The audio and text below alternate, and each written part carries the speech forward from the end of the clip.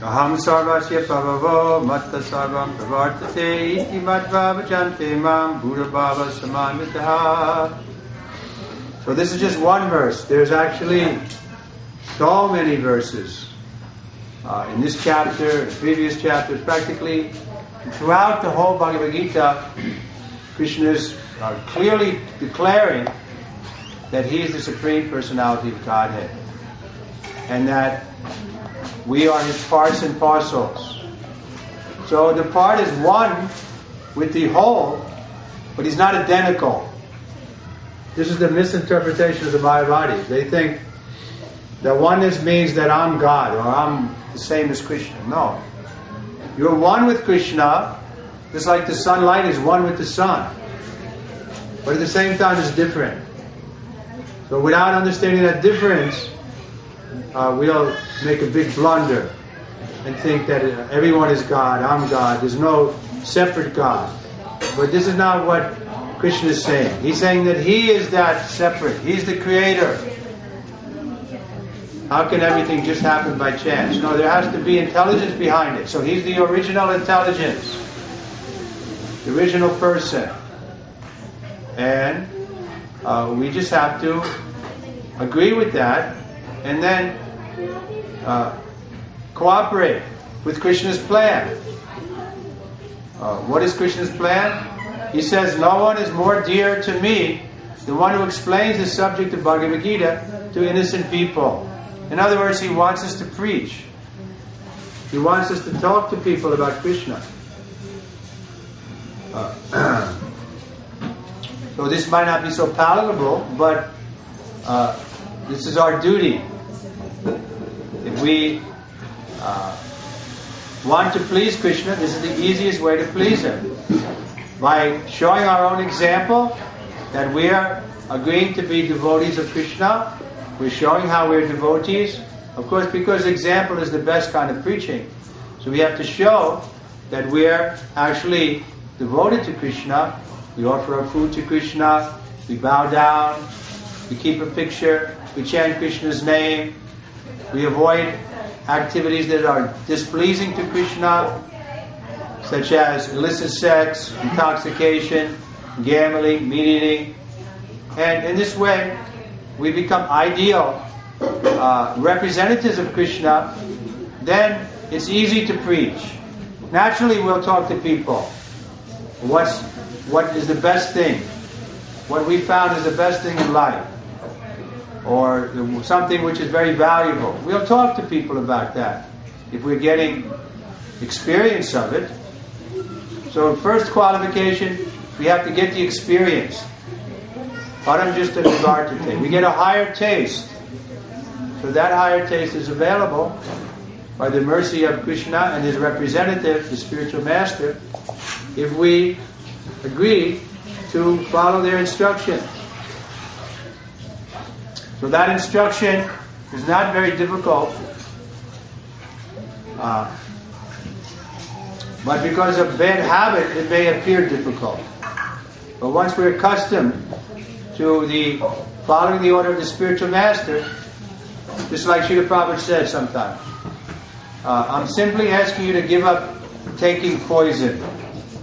Is that very difficult? It becomes difficult because we're addicted to poison. And so we think, how can I give up this intoxication? How can I give up this meat eating? But these things are poison. Even the materialist scientists are seeing that. It's not pleasing to the health or to the well-being of the person. So Prabhupada is not giving us anything difficult, but there are little austerities required. Say, first austerity. We say, morning is the best time for spiritual life. So, get in the habit of getting up. Then it's not difficult. Rather, it'll be difficult to remain in bed. This is my experience. I mean, it took some time, maybe 15 or 20 years. But then I became habituated to getting up early. And then It's the best time of day, it really is. And naturally, if you get up early, then it won't be difficult to take rest early. One devotee used to say, whatever you do after 9:30 at night is not worth doing. But we create so many things we have to do. Oh, I still have to go. Oh, I have to do this. And so we go to bed at 11, 12, and then it's difficult to get up. But if we get in the habit of getting up early, then we'll be able to take rest early. And actually, even the scientists say that rest in the before midnight is the best quality. You can get in that habit of resting like 9 o'clock, 10 o'clock. Those couple of hours before midnight are the best quality, the deepest sleep. And then you'll be refreshed. So it's a very healthy life. Prabhupada wrote in a poem to his spiritual master that he was thanking his spiritual master for giving him a healthy life. Healthy life, as Chaitanya wrote. The food is healthy. We have a saying in English, right? Early to bed, early to rise makes a man happy, healthy, and wise. So it's a good, healthy life once you train yourself to do it. And then you have good time in the morning for chanting this mantra. Hare Krishna, Hare Krishna, Krishna Krishna, Hare Hare, Hare Rama, Hare Rama, Rama Rama, Hare Hare. Then by getting that practice of chanting Hare Krishna in the morning, then we have a strong foundation for the day. Then Maya won't be able to catch us. Otherwise, Maya's job is to keep us infatuated with the illusory energy. She's saying, oh no, don't chant Hare Krishna. You can be happy here. Go here, do this. But it won't bring us real happiness. All of these accomplishments will be finished. These material accomplishments.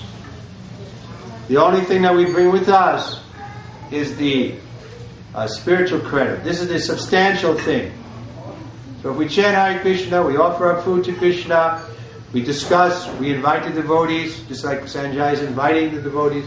So he's obliged to take part in the kirtan. He can't be somewhere else. His kids are somewhere else, but he has to be. Where is he? Outside. Sanjay. But I was impressed. He was enthusiastic in the kirtan. So Prabhupada used to say, this kirtan gives us life. Somehow we see that it's not so easy for people to be enthusiastic in the kirtan. They come, they stay in the back, you know. But this is the best way to get a higher taste.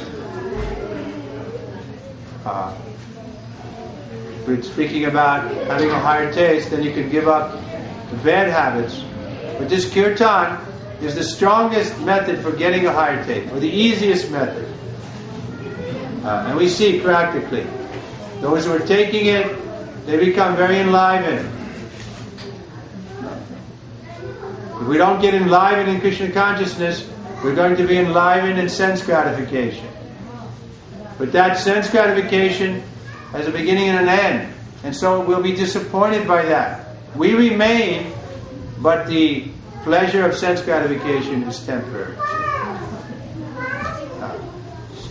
So why not try for this spiritual pleasure, which goes on, increasing more and more. Bhagavad Gita mentions that. That which is bitter in the beginning, but it becomes sweeter and sweeter, that's the spiritual or mode of goodness pleasure. So this brings real well-being. So again, anything worthwhile, just like we have our children, we know the best thing for the children, they have to get educated. So we send them, we oblige them to learn how to read, how to write, how to do arithmetic. Because we know it's good for them. So we're saying the same thing. Krishna is saying, the spiritual master is saying, that this is a good thing to get a taste for sadhu sangha, to get a taste for chanting Hare Krishna. This is the best thing. So why not take it up? There's no previous qualification required. You don't have to be born in a Brahmin family. You don't have to be have a PhD or be a man, a woman. Anyone can take it. Sudra. What is the difficulty? Chant Hare Krishna. Everyone has a tongue. We were reading in the Bhajan earlier how Lord Chaitanya, he obliged even the animals to chant Hari Bol, Hari Bol when he was going through Jatapada forest. So if the animals can take part, at least we should be able to take it. Not a very difficult thing. And then we'll find that imperceptibly we become liberated. What does liberated mean? We can enjoy nectar even in this life. Enjoy this spiritual pleasure of our soul in relationship with the Supreme Soul, Krishna. Anandamaya Vyasya. Krishna is full of joy, and we are also full of joy. But we're suffering due to the separation from Krishna. Therefore we say Bhakti Yoga. Yoga means how to join, how to connect. So this is the best method for connecting with Krishna, becoming Krishna's devotee, bowing down to Krishna. So someone will object, why should I bow to Krishna? I want to bow to myself, to the unborn within me. But that won't give us the same result. We may be part of Krishna, but we're not equal to Krishna. Krishna is great and we're small. We'll always remain small. So why not serve the great, worship the great? Then we'll be elevated. Then everything that we need will come to us. We won't be in anxiety for anything. Even at the moment of death, there won't be anxiety. Otherwise, we'll be disappointed. So this human form of life is that opportunity. So take advantage of it. Thank you very much. Any questions or comments?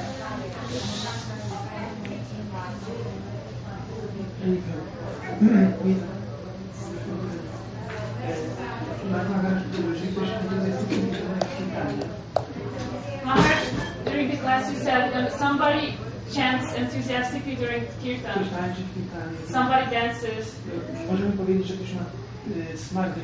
So we can say that somebody has this taste for chanting. But we can see that sometimes people who have taste for kirtan don't chant japa. A widzimy ludzi, którzy na przykład nie intonują, nie tańczą w kirtanach, ale intonują przez 15 lat japa codziennie. And also we can see people who chant japa regularly for 15 years and they don't dance in kirtan. So whose taste is greater, bigger? Krishna's name is absolute, so whether we chant the japa or kirtan, we can get the same result. We can get the mercy of Krishna, but we can get the taste quicker by kirtan. Now, we can also forget. Sometimes we go on Harinam and people will come and chant with us, Hare Krishna, Hare Krishna, but then they just go away. Therefore, we emphasize philosophy. So they may get a taste for at the moment. They may actually feel like this is ecstatic. But then as soon as they go somewhere else and somebody's playing rock and roll and they think, oh yeah, this is ecstatic too. So they forget that taste. Therefore philosophy is required. So that we understand why we should regularly seek out the association of those who are involved in the kirtan.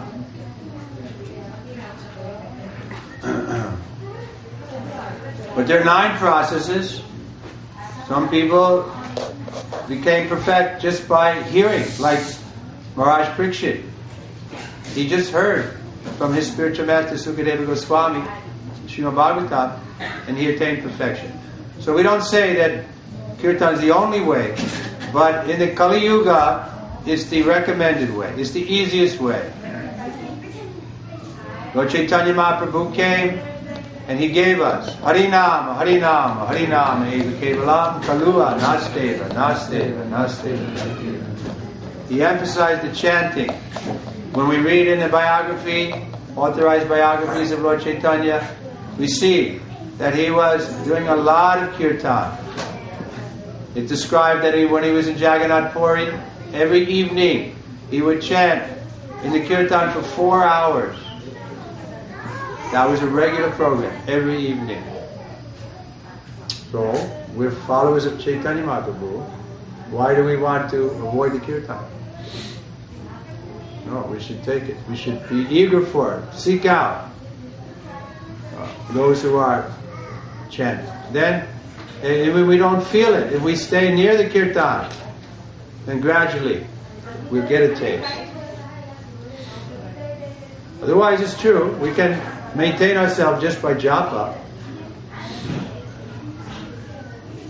So there's no contradiction. It's the same word. The same mantra. Anyone else? On that same note, I've heard that sometimes devotees who are, especially Prabhupada, and others, that if they are engaged in chanting, like congregational chanting, they don't chant their rounds sometimes. How much can we tolerate it if I were to be in that case? We can tolerate to the end of time. What's the problem? No, but is that all right? No, but that's between them and their spiritual master. They took a vow for the spiritual master to chant 16 rounds. If they're not doing it, then the spiritual master won't be pleased with them. So we can encourage them, but we have to, understand that what is our position? We're not their spiritual master.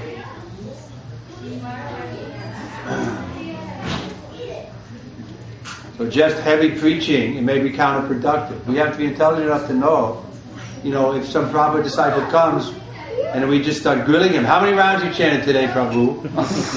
But we're, junior to them and so, then they may just be, maybe not conducive to the purpose. We would like to see them chant more, so best thing is to set a good example.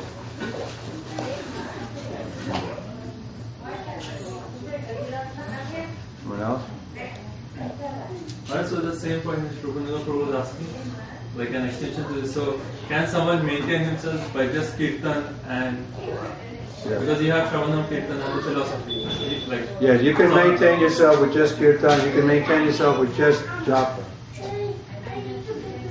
We're reading in the description of in Chaitanya Bhagavat, when Nityananda with his associates, they were coming from Jagannath Puri, all they did was chant.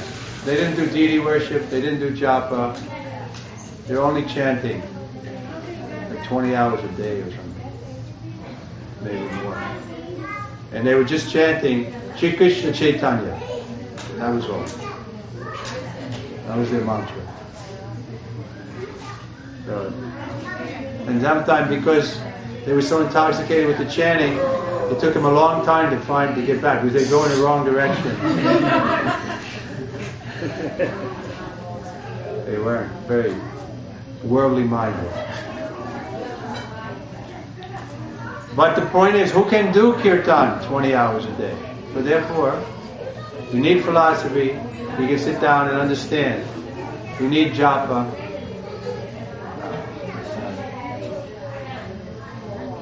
Okay, anyone else? Yes. I'd like to add something. Please correct me if I'm wrong. Please. I read about Sri Haridas Thakur, and someone asked him japa is the highest form of meditation, not Nama Kirtan, so you shouldn't be chanting out loud. So Haridas Thakur replied if you do japa, you purify yourself, but if you do Nama Sankirtan, you purify everyone around you. Very good point. What's your name? Arvind. You live in Orlando? Yes. How come I don't see you every week? Just came recently. Uh-huh.